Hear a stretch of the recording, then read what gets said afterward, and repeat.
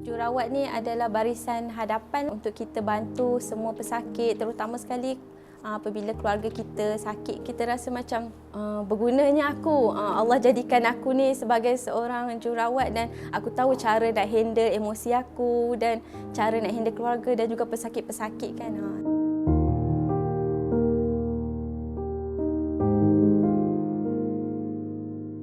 Rumah Perantara Makna ini adalah di mana kita memudahkan perjalanan pesakit yang tinggal jauh untuk transit di sini dan mendapatkan rawatan di IPPT, iaitu Institut Pergigian Termaju Pulau Pinang. Hubungan kami dengan pesakit di sini kami anggap macam keluarga kami sendirilah, mak ayah kami sendiri, dan memastikan penjagaan pesakit tu dijaga dengan rapi dan bantu masalah-masalah yang dihadapi oleh pesakit untuk melengkapkan rawatan mereka sehingga habis.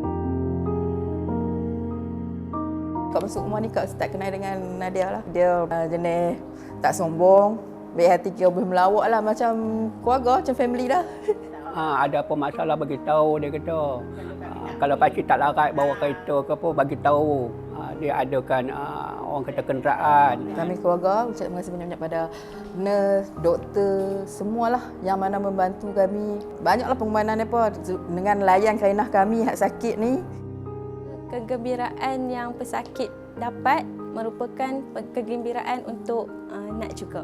Mereka ni sangat memerlukan sokongan yang betul-betul kuat dan mereka tidak berputus asa untuk melawat emosi mereka yang terganggu apabila tengah mendapatkan rawatan sehingga lengkap.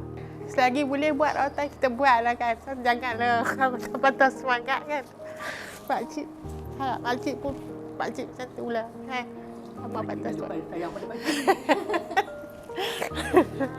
Alah, susah senang sama-sama. Sayang, siapa tak sayang? Tak payahlah cerita macam tu.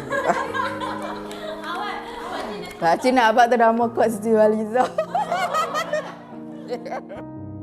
Tuhan tidak menjanjikan hari tanpa sakit, tawa tanpa kesedihan atau matahari tanpa hujan.